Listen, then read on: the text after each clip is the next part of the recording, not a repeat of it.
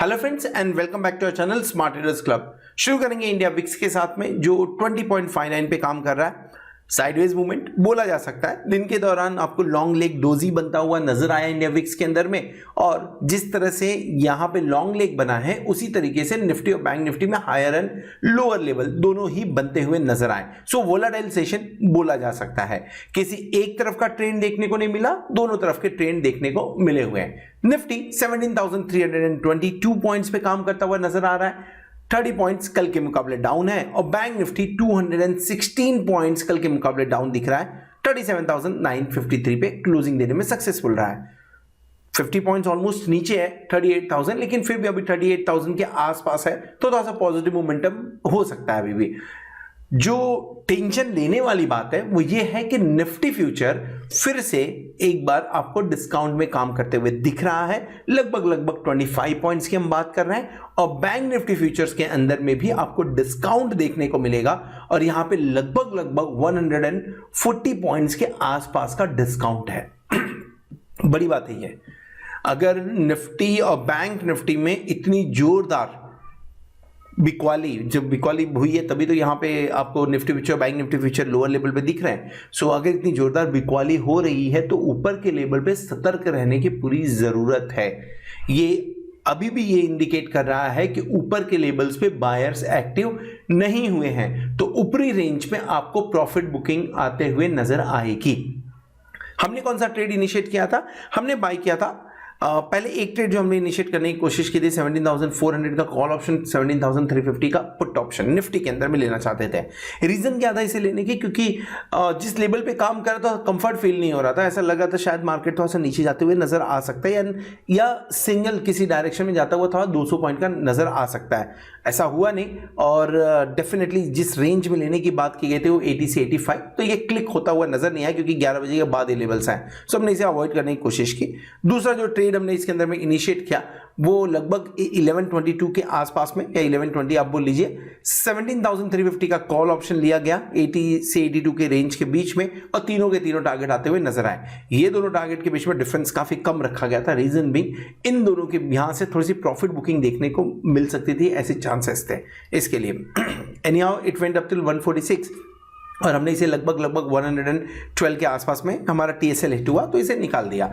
40% के आसपास का प्रॉफिट यहां पे बुक होते हुए नजर आया है। अगर आप हमारे प्लैटिनम मेंबर्स हैं तो डेफिनेटली आपको ये ट्रेड्स आपके मोबाइल पे मिले होंगे, और अगर नहीं मिल रहा है आपके व्हाट्सएप पे नहीं मिल रहा है तो आप 8291802926 पे कॉन्टैक्ट कर सकते हैं, तो व्हाट्सएप कर सकते हैं। इसी के साथ में अधिक इंफॉर्मेशन के लिए आप www.smarttradersclub.com भी विजिट कर सकते हैं।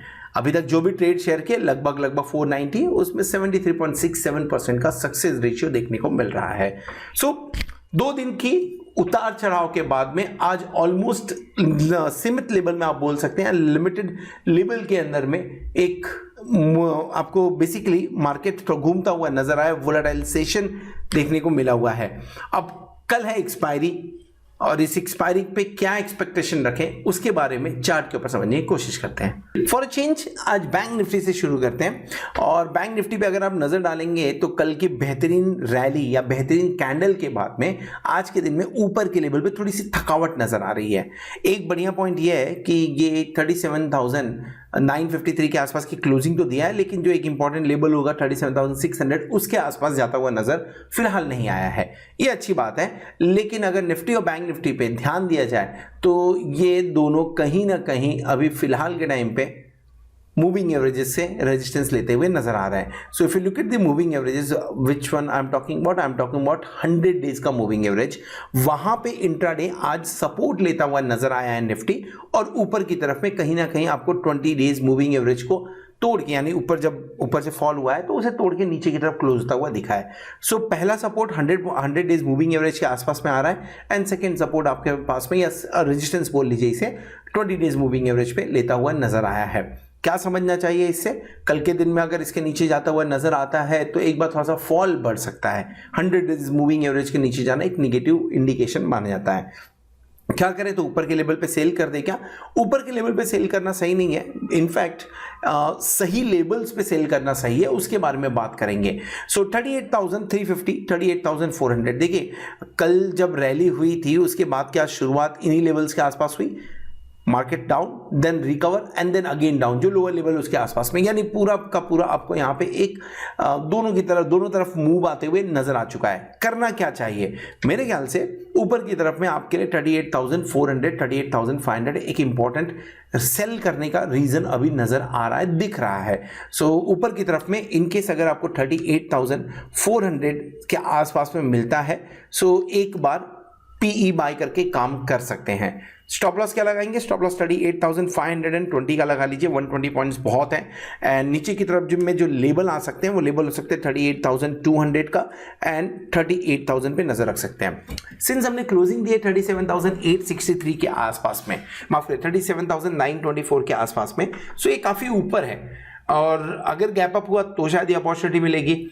सो नीचे की तरफ अगर आता है तो क्या करें? देखिए बाइंग अगर करनी है आपको, सो बाइंग करने के लिए 36,700 एक अच्छा लेवल है। अगर आप एग्रेसिव ट्रेडर हैं, एक अच्छा लेवल है, इसके आसपास में मिलता है तो बाय करना चाहिए। 37,800 38,200 इस रेंज में कोई भी ट्रेड लेना सही नहीं होगा। सो कौन सा ट्रेड इनिशिएट करूंगा मैं, या मैं करना चाहूंगा?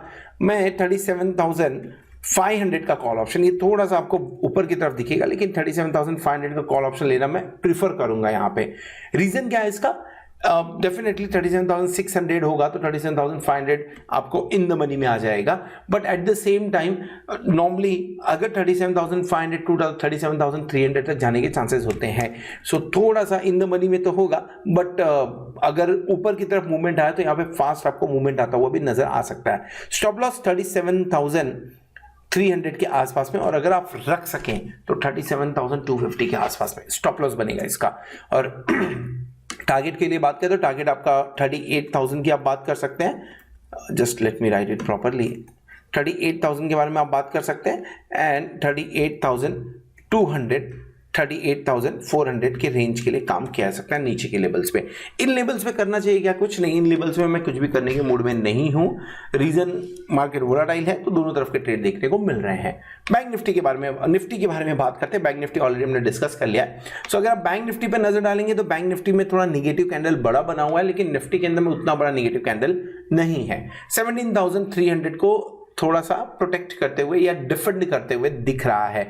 नीचे की तरफ में 17,278 का एक लेवल है जो इंपॉर्टेंट सपोर्ट एंड रेजिस्टेंस का पहले भी काम कर चुका है। सो कल के लिए इंपॉर्टेंट लेवल्स में जो मेरे ध्यान में है वो यही है, और वो है 17,280 से लेके 17,260 के बीच में अगर मिलता है निफ्टी तो 17,300 का कॉल ऑप्शन बाय करेंगे। मैं यहां पे इन द मनी ले रहा हूं, आउट ऑफ द मनी ले रहा हूं। 17,300 का कॉल ऑप्शन बाय करूंगा और नीचे की तरफ में जो टारगेट रखेंगे, स्टॉप लॉस रखेंगे, वो होगा लगभग 17,220 के आसपास का। 60 से 40 पॉइंट का स्टॉप लॉस लगा रहा हूं, उससे नीचे का स्टॉप लॉस नहीं लगा रहा हूं मैं। टारगेट ऊपर की तरफ क्या रहेगा? टारगेट ऊपर की तरफ 17,350 का बनेगा, 17,420 के आसपास का ये टारगेट एक बार बनते हुए नजर आ सकता है। अगर कल के दिन में नीचे की तरफ मिला तो ये बाय करना चाहिए। सेल कहां करना है? ऊपर की तरफ लेवल अगर दिख जाए 17,600 के आसपास तो ही 17,500 का पुट ऑप्शन लेके काम करना है। स्टॉप लॉस में लगाऊंगा 17,670 के आसपास का, और जो टारगेट बनेगा वो 17,500 17,400 एंड 17,350 का बनता हुआ नजर आ सकता है। इतना बड़ा वोलेटाइल सेशन होने के चांसेस कम है, तो ऊपर की तरफ में आपके लिए जो आज का हाई पॉइंट है 17,450, वहां पे भी एक बार पुट ऑप्शन बाय करके काम कर सकते हैं। सो ओवरऑल अगर 15 मिनट्स का आप चार्ट देखें तो 15 मिनट्स के चार्ट पे आपको क्लियरली देखने को मिलेगा कि दो market higher high higher low बना रहा है, एक पॉजिटिव सिग्नल है, लेकिन उसके बावजूद या आपको जो लोअर लेवल लगाया था निफ्टी ने आज दिन में लगभग 11 o'clock के आसपास फिर से वही लेवल लगाते हुए नजर आया हुआ है। सो वोलेटाइल सेशन कल शांत सेशन हो सकता है अगर ग्लोबल मार्केट आज के दिन में शांत नजर आए तो, और अगर कहीं उठापटक देखने को मिली तो आपको एक्सपायरी के दिन में भी बढ़िया उठापटक देखने को मिल सकती है। मोरेओवर मुझे ऐसा लग रहा है कि कल थोड़ा शांत क्लोजिंग हो सकता है। कल साइडवेज मूवमेंट होने के चांसेस मुझे ज़्यादा लग रहे हैं आज के दिन, कल के दिन में। अगर मैं SGX निफ्टी की बात करूँ तो SGX निफ्टी लगभग 64 पॉइंट्स डाउन है इस समय, तो उसका इंपैक्ट एक देखने को मिल सकता है। This is all about Nifty and bank Nifty. Hope आपको वीडियो पसंद आया रहेगा। अगर वीडियो पसंद आए तो वीडियो को जरूर लाइक करिएगा, दोस्तों के साथ में शेयर करिएगा। At the same time thank you very much for watching this video. Hope अपने चैनल को सब्सक्राइब कर लिया होगा, साथ में आप प्लेटिनम मेंबरशिप का भी बेनिफिट ले रहे होंगे। होप आने वाला वीक, आने वाला एक्सपायरी आपके लिए जोरदार हो और आप खूब सारा पैसा कमाएं। Good night.